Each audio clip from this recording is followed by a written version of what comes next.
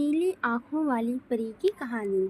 बहुत सालों पहले भनिया राज में राजा का शासन चलता था। राजा का दिल बहुत ही साफ था। वह हर त्योहार के दिन लोगों को दान देते थे।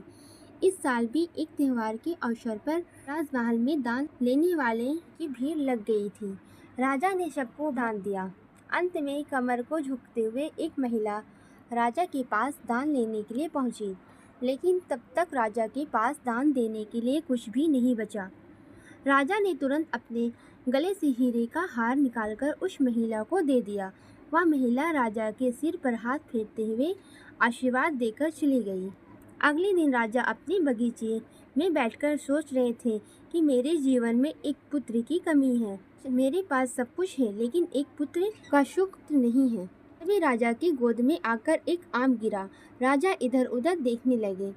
उनके मन में हुआ कि आखिर यह आम मेरी गोद में कैसे आया। तभी कुछ देर के बाद उन्हें बहुत सारी परियां दिखी। उन सभी परियों में से एक नीली आंखों वाली परी राजा के सामने आई और बोलने लगी कि इस आम को अपनी पत्नी को देना। यह आम तुम्हें पुत्र देगा। इसे खाने के 9 महीने बाद ही तुम्हारी पत्नी माँ बन जाएगी। वैसे तो तुम्हारे भाग्य में पुत्र का सुख तो नहीं है, लेकिन तुम दिल के साफ हो और बहुत दानी हो, इसलिए तुम्हें यह सुख मिला है। राजा ने महल जाकर सारी बात अपनी पत्नी को बताई। फिर राजा ने पत्नी को आम खाने के लिए दे दिया। राजा की पत्नी आम खाने के ठीक 9 महीने के बाद एक पुत्र को जन्म दिया। बेटा होने की खुशी में राजा बहुत खुश हुआ और बहुत बड़ा जश्न मनाया। जश्न के बाद बेटे का नाम राजेश रखा गया। फिर राजकुमार राजेश की उम्र 21 साल की हो गई और उसका विवाह के लिए प्रस्ताव आने लगी।